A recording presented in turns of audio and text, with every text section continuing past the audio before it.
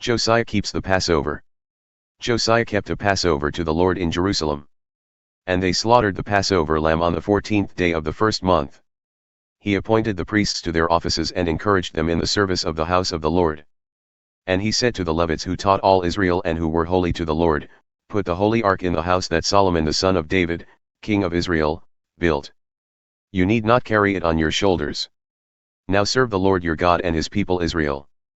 Prepare yourselves according to your fathers' houses by your divisions, as prescribed in the writing of David king of Israel and the document of Solomon his son. And stand in the holy place according to the groupings of the fathers' houses of your brothers the lay people, and according to the division of the Levites by fathers' household. And slaughter the Passover lamb, and consecrate yourselves, and prepare for your brothers, to do according to the word of the Lord by Moses." Then Josiah contributed to the lay people, as Passover offerings for all who were present, lambs and young goats from the flock to the number of 30,000, and 3,000 bulls, these were from the king's possessions.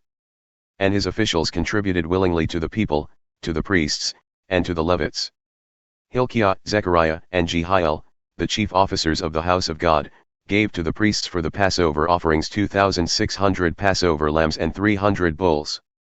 Conani also, and Shemaiah and Nethanel his brothers, and Hashabiah, and Jeiel and Jozabad, the chiefs of the Levites, gave to the Levites for the Passover offerings 5,000 lambs and young goats and 500 bulls.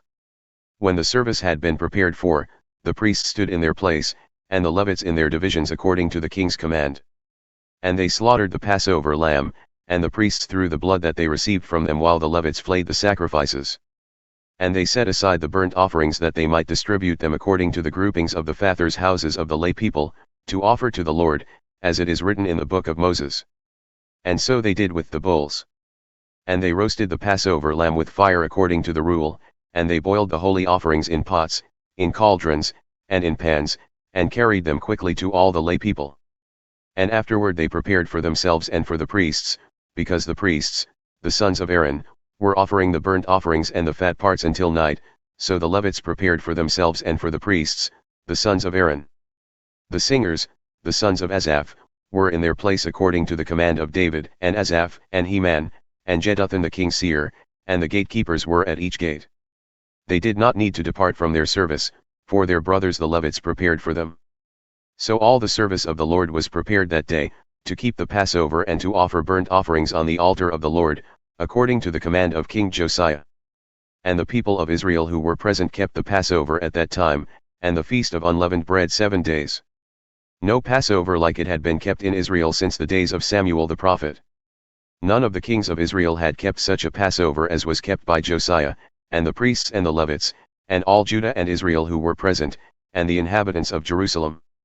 In the 18th year of the reign of Josiah this Passover was kept. Josiah killed in battle. After all this, when Josiah had prepared the temple, Necho king of Egypt went up to fight at Carchemish on the Euphrates, and Josiah went out to meet him. But he sent envoys to him, saying, "What have we to do with each other, king of Judah?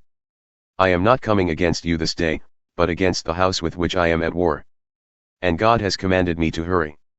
Cease opposing God, who is with me, lest he destroy you." Nevertheless, Josiah did not turn away from him, but disguised himself in order to fight with him. He did not listen to the words of Necho from the mouth of God, but came to fight in the plain of Megiddo.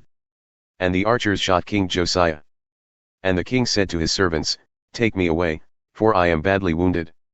So his servants took him out of the chariot and carried him in his second chariot and brought him to Jerusalem. And he died and was buried in the tombs of his fathers. All Judah and Jerusalem mourned for Josiah. Jeremiah also uttered a lament for Josiah, and all the singing men and singing women have spoken of Josiah in their laments to this day. They made these a rule in Israel, behold, they are written in the laments. Now the rest of the acts of Josiah, and his good deeds according to what is written in the law of the Lord. And his acts, first and last, behold, they are written in the book of the kings of Israel and Judah.